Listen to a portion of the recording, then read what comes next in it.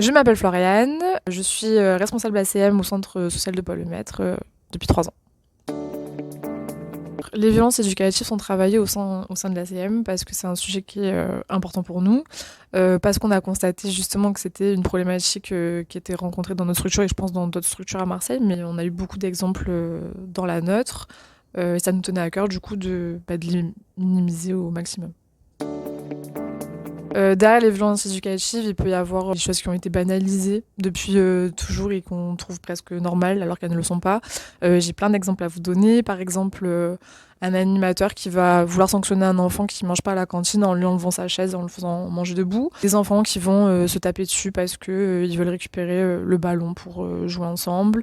Des insultes, ça peut être les parents qui vont récupérer leur enfant à la sortie de l'école et qui vont leur mettre une grosse fessée ou qui vont le rabaisser en disant mais de toute façon t'es trop bête et tu comprends rien quand je te parle. C'est important pour le centre social de lutter contre ces violences éducatives. Ça peut déconstruire un enfant parce que c'est important de les mettre dans un cadre bienveillant pour qu'ils aient envie de revenir déjà et pour qu'ils continuent d'avoir envie d'apprendre des choses, d'évoluer en confiance. Voilà, c'est aussi ça l'éducation populaire et nous en tant que centre social on est dans l'éducation populaire et on a envie que chaque enfant se sente à sa place et évolue à son rythme, comme il veut, comme il peut aussi, et avec les moyens qu'on va lui donner pour qu'il puisse grandir. Moi, de mon côté, j'ai mis en place une charte de l'animateur qui signe, où il s'engage du coup à respecter un certain nombre de choses, pardon, pour le bien-être de l'enfant. Donc ça peut aller de pas mettre des musiques qui sont inappropriées avec des gros mots, d'avoir un vocabulaire adapté, de traiter les enfants avec bienveillance, voilà, de limiter au maximum les violences entre les enfants aussi.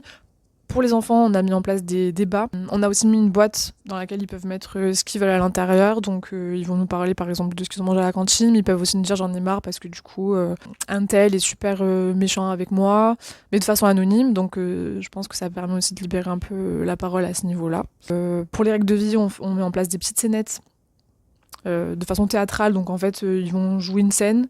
Les autres vont dire est-ce que c'est bien, est-ce que c'est pas bien, est-ce qu'on a le droit de faire ça ou est-ce qu'on n'a pas le droit de faire ça. Et je pense que ça sort aussi juste du fait de dire alors ça c'est oui, ça c'est non, ça c'est ok, ça c'est rouge, ça c'est vert, enfin voilà.